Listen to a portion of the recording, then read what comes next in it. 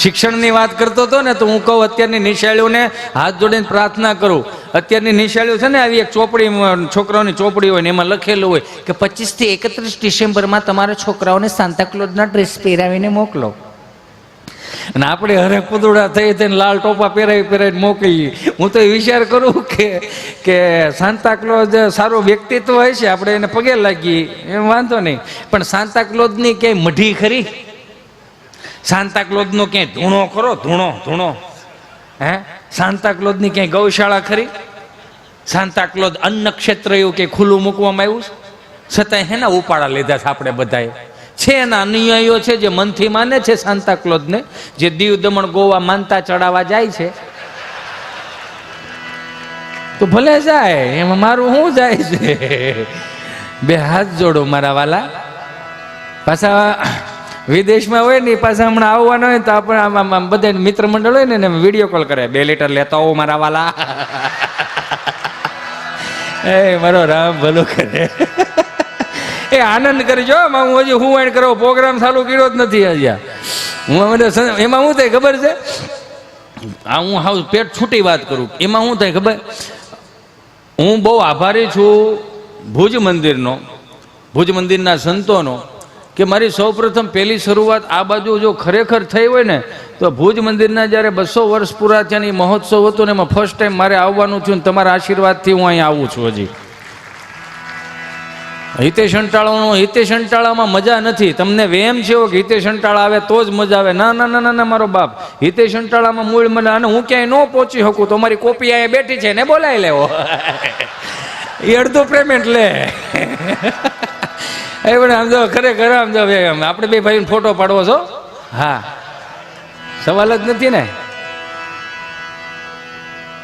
ઈશ્વરની કૃપા હોય તો જ તમે આનંદ કરી શકો. હિતેશ અંટાળામાં મજા નથી, તમારા હૃદયના ખૂણામાં મજા પડી છે. જે 5 થી 2000ની નોટની સફરમાં આપણે અસ્તિત્વ ચૂકી ગયા, આપણો નિજાનંદ ચૂકી ગયા, આપણી મોજ ચૂકી ગયા ને, એને ખાલી હિતેશ અંટાળા તાજું કરવા માટે આવ્યો છે. હિતેશ અંટાળામાં મજા નથી. એ તો જેદી તેદી 160ના ભાવની ત્રાંબા લોટીમાં હરિદ્વારમાં ગડગડતો જાય. તેને દી બધા લખશો આમ શાંતિ ગયો હોય કે હવે આવે જ કહેજો ને.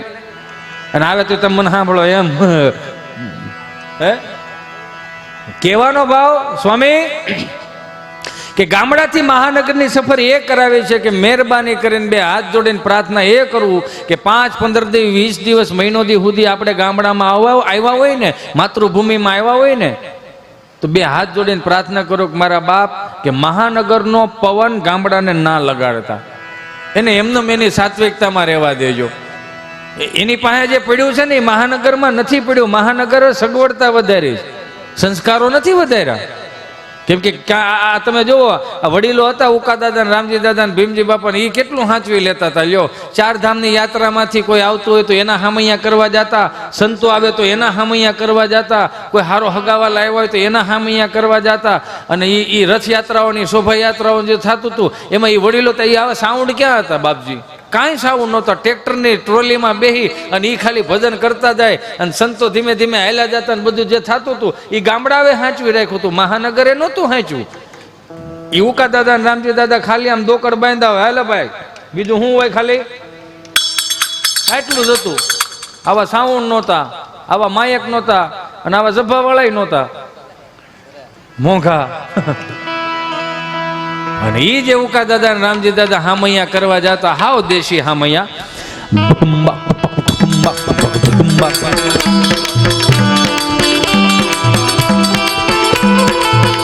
જોવો, 12 ગાવે બોલી બદલે તરોવર બદલે શાખા, બુઢાપામાં કેશ બદલે લખણ નો બદલે લાખા.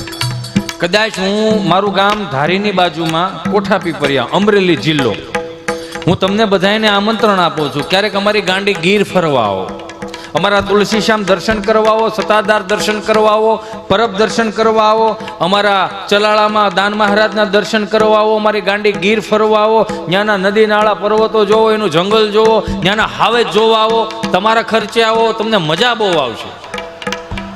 તમારા ખર્ચાનું જ કહું ને, હે શેરી વળાવી સાજા કરું ને ઘરે આવો ને, હાલો. આ તાલ સ્વામી, આ તાલ ખાલી ખરેખર આ તાલ ખાલી રહ્યો ને, એ તાલ તમે ખાલી, હું બધા મિત્રોને કહું છું, ખાલી તાલ સાંભળો.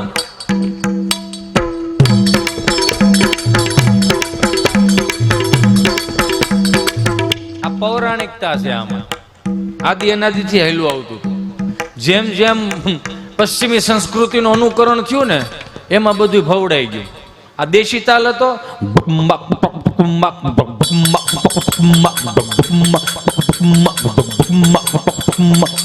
આ દેશી તાલ હતો. પશ્ચિમી સંસ્કૃતિનું અનુકરણ કર્યું ને તો તાલ બદલી નાખ્યા.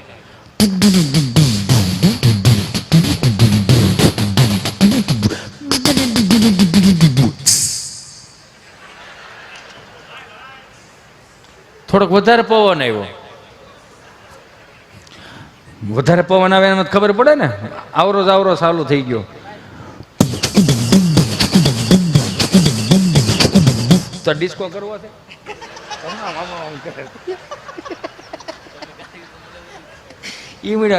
કરવા એટલે એને પશ્ચિમી સંસ્કૃતિનું અનુકરણ છે અંદર.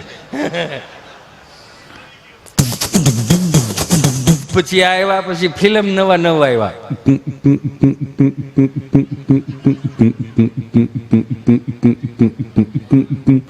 આમાંથી બહાર નીકળો અને 30 વર્ષ પાછા જાય. હે શેરી વળાવી સાજા કારુને ઘેરે આવો, કાંઈ શેરીએ પથરાવું, ફૂલ વાલમાં ઘેરે આવો ને.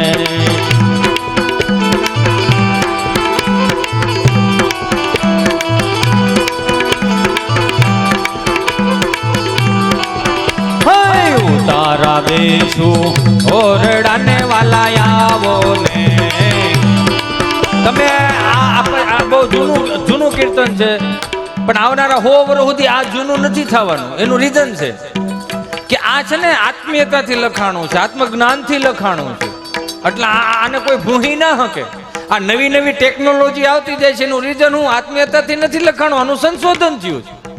આજની તારીખની અંદર કોઈ કંકોત્રી આવે છે, સગાવાલાના કોઈ પ્રસંગોની કંકોત્રી આવે, ઓપનિંગની કંકોત્રી આવે, વોટ્સઅપમાં નાખી દે અને નીચે લખવામાં આવે તમને કંકોત્રી મળી જાય તો ઓકે લખી દેવું. અને આપણે ઓકે લખી છે ને, એટલે આપણને એમ થાય કે અમારા આ કંકોત્રી અમારા આવ્યા બરોબર સમજ્યો, એવું થાય કે નહીં? પણ હા, હૃદય ઉપર હાથ રાખીને કહેજો, કોઈ માણા રૂબરૂ કંકોત્રી દેવા આવે ને વોટ્સઅપમાં કંકોત્રી આવે, એમાં હાથી ઘોડાનો ફેર નથી લાગતો તમને? હે, કોઈ માણા આવ્યો હોય ભર તડકાનો, બપોરે 12 વાગે આવે અને કોઈ માડી રોટલા ઘડતી હોય એમ કે બાપા આયો અમારા દીકરાના લગ્ન છે, અમારી દીકરીના લગ્ન છે, તમારે આખા ઘરને આવવાનું છે. તઈ સંયુક્ત કુટુંબ વસુદેવ કુટુંબની ભાવનાથી રહેતું આ ઘર અત્યારે છૂટું પડી ગયું. માર્ક કરો તમે. હું એક વાત ઉપર તમને એક પડદો કાઢતો જાઉં. એનું રીઝન છે, ગામડામાં નોખા થઈ ગયા, ગામડામાં અલગ થઈ ગયા. મહાનગરોમાં ગામડામાં નોખા થઈ 4ના ચણતર 9ના ચણતરની દિવાલો કરી નાખી. મહાનગરમાં બધાય અલગ અલગ રેવા મળ્યા અને શનિ રવિ પાછા ફાર્મમાં હેરાન આવવા જાય. સમજાય ને વંદન? જો ન્યા જ ભેગું રહેવું હતું તો ગામડાની સંસ્કૃતિ તમે બગાડી કેમ? આ 4ના 12ના ચણતર રહ્યા ને એને કાઢી નાખો અને પાછા ફળિયા એક કરો, જેથી આવનારી પેઢીઓને ખબર પડે કે અમારી 3 પેઢીઓ હારે રહેતી હતી અને વસુદેવ કુટુંબની ભાવનાઓ વરથી રહેતી હતી. એ કંકોત્રી હાથમાં દઈને માડીને એમ કે તમારે ઘરે અમારા પ્રસંગમાં આવવાનું છે ને બધાને આવવાનું હતી. માડી બિચારી કે બાપા અમે 20 જણા છીએ, તમારે ખોબા જેવડું ઘર તમે ક્યાં હાસવશો? ત્યારે આ કીર્તન કદાચ લખાણું હોય છે, ઉતારા દેશું ઓરડાને વાલા આવો ને. હાલો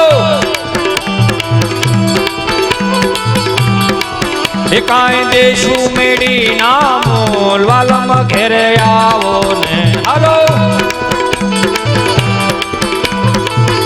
તમે એક કડી ગાય, આ બેઠેલા બધાને કહો, આ એક કડી ગાઓ, હું ગાઉં છું, તમને મજા તો આવે છે ને?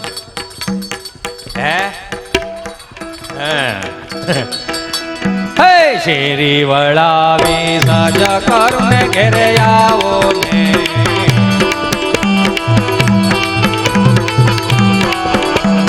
એમાં એનું રીઝન છે સ્વામી, આજની પેઢીઓને એટલા માટે કહું, મારા ખાસ કરીને મારા યુવાન મારા ભાઈઓ બેઠા છો એને કહું કે ક્યારેક તમારું મગજ છે ને ચકડોળે ચડી જાય ને, કોઈની પ્રોફાઇલની ડીપી ના દેખાતું હોય એટલે આજનો યુવાન બેચેની જેવો થઈ જાય. કેમ થયું છે, કેમ થાય? ફેસબુકની આઈડી ના જડતી હોય તો એ માણસ હેરાન મળે જ થવા. એવા મિત્રોને ખાસ કહું, હાથ જોડીને પ્રાર્થના કરું કે નારાયણ સ્વામી, કાનદાસ બાપુ, બ્રહ્માનંદ સ્વામી જેવા મહાપુરુષોના ભજન સાંભળો, તમારું મગજ શાંત રહે. અને ક્યાંય ભેગું ન થતું હોય ને તો નકરા શેડ સોંગ સાંભળવામાં, શેડ સોંગ બહુ સાંભળે. શેડ સોંગ આવે હિન્દી ફિલ્મના ગીતો, દર્દ ભર્યા નગમે. कहने को सच अपने एक दुनिया चलती है, पर चुपके इस दिल में तन्हाई पलती है. बस यार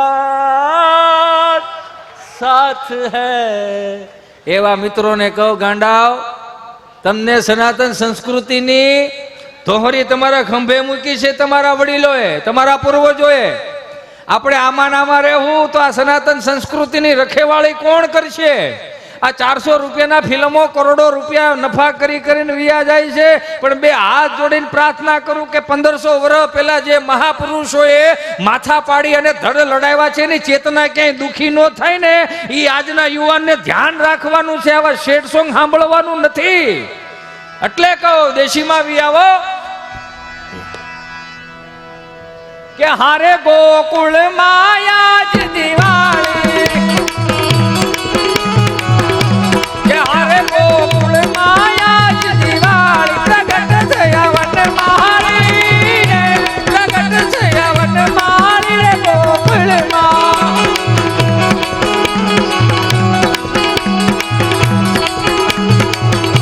કે હારે ઘેર ઘેર રે ગોપીઓ આવે, હાર હાર.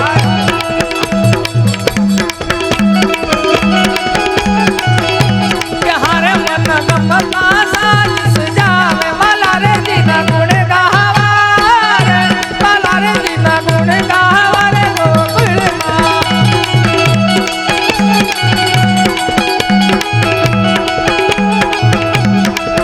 આ કહેવાનું કારણ એટલું જ કે આ પરંપરા ગામડાથી શરૂ થઈ હતી. સવારના 4 વાગ્યાના બ્રહ્મ મુહૂર્તમાં કોઈ બાપ જાગી જાય, સ્નાન કરીને ભગવાનને અર્ધ આપે, સેવા પૂજા કરે. 4 વાગે જાગી અને સ્નાન કરીને દેવ તત્વ પ્રાપ્ત થાય, શાસ્ત્રો કે. 5 વાગે જાગી અને સ્નાન કરે એને મુનિ તત્વ પ્રાપ્ત થાય. 6 વાગે જાગી અને સ્નાન કરે અને બ્રહ્મ તત્વ પ્રાપ્ત થાય. 7 વાગે જાગી અને સ્નાન કરે તો થોડોક માણસ જેવો થાય. આ હું નથી કહેતો, વળે પછી તમે ગેટે ઊભા ન રહેતા. અને 8 વાગ્યા પછી જે જાગી અને સ્નાન કરે એટલે એને રાક્ષસી સ્નાન કહેવાય. એટલે આપણા બાપ 4 થી 6 માં જે જાગી જાય ને, એ 80 વર્ષનો દાદો હોય તો જોજો કપાળે કળશલી નથી પડી. શું કામ? એને બ્રહ્મ તત્વ પ્રાપ્ત થઈ ગયું. નગર અમને ખબર છે, અમારે ત્યાં સૌરાષ્ટ્રની અંદર 6 વાગ્યામાં જાગી સ્નાન કરીને દાદા વાડીએ દે ને એટલે રેડિયો રાખતા.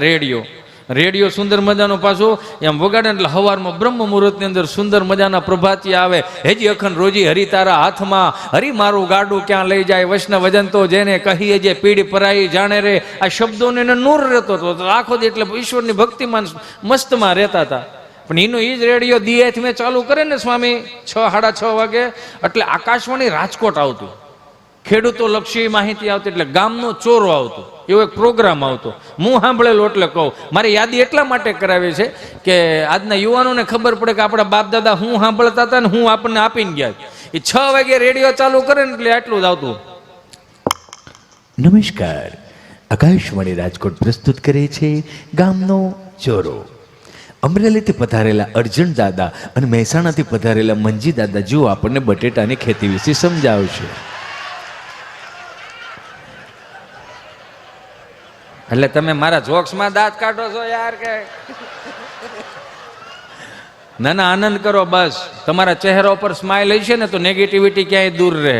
બસ દાંત કાઢો. અમરેલીથી પધારેલા અર્જુન દાદા અને મહેસાણાથી પધારેલા મંજી દાદાઓ જેઓ આપણને બટેટાની ખેતી વિશે સમજાવશે. તો અમરેલીથી પધારેલા અર્જુન દાદા મારા ખેડૂત મિત્રોને જણાવશો કે બટેટાની ખેતી કઈ રીતે થાય. મારા 75 વર્ષ થયા. 75 વર્ષમાં અમારા ખેતરમાં કે અમારા અમરેલી જિલ્લામાં ક્યાંય બટેટું વવાતું જ નથી. તમને માહિતી ખોટી છે. ખેડા બાજુ પૂછો, ચરોતર બાજુ પૂછો, ત્યાં બટેટાને ધામ ખેતું થાય બાપા. તો કે સારું, તો મહેસાણાથી પધારેલા મંજી દાદા અમારા ખેડૂત મિત્રોને જણાવશો કે બટેટાની ખેતી કઈ રીતે થાય. ભાઈ બોટકાન ખ્યાતિ કરવા માટે તમારે બોટેટું લેવું પડે. બ્યારણ તો જોઈએ ને ભાઈ, બ્યારણ લાવીને જાણે એમાં એનો વાંક નથી. આ કેમેરા વાળા તમે એટલું બધું ડીપલી હું કામ બીજા કોઈ માંડ આરામ કરતો હોય યાર, એને આરામ કરવા દો ને યાર. આપણે એક નક્કી કરીએ જે ઝોલા ખાતો હોય ને એની પાસે 500 રૂપિયા લઈ લેવાના બટુક ભોજનના. વારો રામ ભલું કરે. ભાઈ બોટકાન ખ્યાતિ કરવા માટે તમારે બેઠું લેવું. બિયારણ તો જોઈએ ને ભાઈ. બિયારણ લાવીને જાણી કાચુંબર કાઢીને તાગારામ નાખીને ખેતરા જવાનું. ખેતરા જઈને વ્યાતે કુંડો ખોડો ગાળવાનો, ખોબો કાચુંબર હાલવાની, એક ખોબો ખેટા બકરાને લીંડી હાલવાની. શું હાલવાનું? લીંડી આવેલા પછી માથે ઢોંકી દેવાનું, 2-4 કરશે પોણી હાલવાનું. પોણી આવેલા પછી 5 દિવસ વાટ જોવી પડે ભાઈ. ચીમ કે ઘેટા બકરાને લીંડીને બાટેકા કાચુંબર બારને નાખી કરતા હોય આપણે ઉજરી જવું ગુજરી જવું. આ ઉજરવું ગુજરવું આપણે વડીલો શીખવાડી ગયા આપણને. સારા સંસ્કારો હોય તો ઉજરી જાય, નકર ગુજરી જાય. એમાં વાર ન લાગે. ભેડવાતા મૂળ વારનું. હમણાં હાથ બા બેઠા હતા મારથી પૂછતા ગયું મેં બા મને કે જી મારે અમારે ભાગરી બેન પાડો આવો રણકીને મરી ગયો તો. મેં કીધું બા જય શ્રી કૃષ્ણ, જય સ્વામિનારાયણ, જય સ્વામિનારાયણ. મને કે શું છે? મેં કે હે બા તમે 7-8 બા બેઠા છો કઈક વાતો કરો ને. હે એ 7-8 બા બેઠા છો કઈક વાતો કરો ને. મને કે કોની કરવી? આજ બધું હાજર છે. જો તો ખરા. હમણાં હાથ દાદા મંદિરના ઓટલે બેઠેલા તો એક દાદા નામ પસાર થવું હતું ને, જે દાદા પસાર થતા હતા ને એને બેઠેલા દાદાઓને કીધું કે હાલો ગામમાં પારાયણ બેઠી છે. હે એ ગામમાં પારાયણ બેઠી છે તો કે કેટલા દી થયા બેઠી કે 2 દી થયા. કે 2 દિવસથી પારાયણ બેઠીને આપણને ખબર નહીં. ત્યાંથી ત્રીજા દાદા બોલ્યા કથા બેઠી છે પણ આપણને મગજમાં ઉતરે એવું કઈ છે નહીં. હે આપણને મગજમાં ઉતરે એવું કઈ છે નહીં. કા હિન્દીમાં વાસે છે. હે તો કે હિન્દીમાં વાસે આપણને મગજમાં નથી ઉતરે એમ. તો કે પછી આમથી ચોથા દાદા બોલ્યા કથા ભલે ને હિન્દીમાં હોય, ગુંદી ગાંઠિયા મોહનથાળ થોડો હિન્દીમાં હોય. એમાં તો માલ કાપી નાખવાનો જ હોય. અમુક ખાલી ખાવા આવે પાછા ભૂલ કાઢે બહુ. પાછા ભૂલ કાઢે 3-3 ભોજન લે. અરે આમ થોડું હોય કઈ હાલવા જેવો માગ નથી રહેવા દો. આમાં જોવો તો ખરા ક્યાંય પગ મૂકવાની જગ્યા નથી. કાંઈ આવડું મોટું થોડું કરાય, નાનું કરાય. આનું શું કરો તમે? મારો રામ ભલું કરે. સનાતન સંસ્કૃતિના વાહકો છે એ મને માફ કરજો.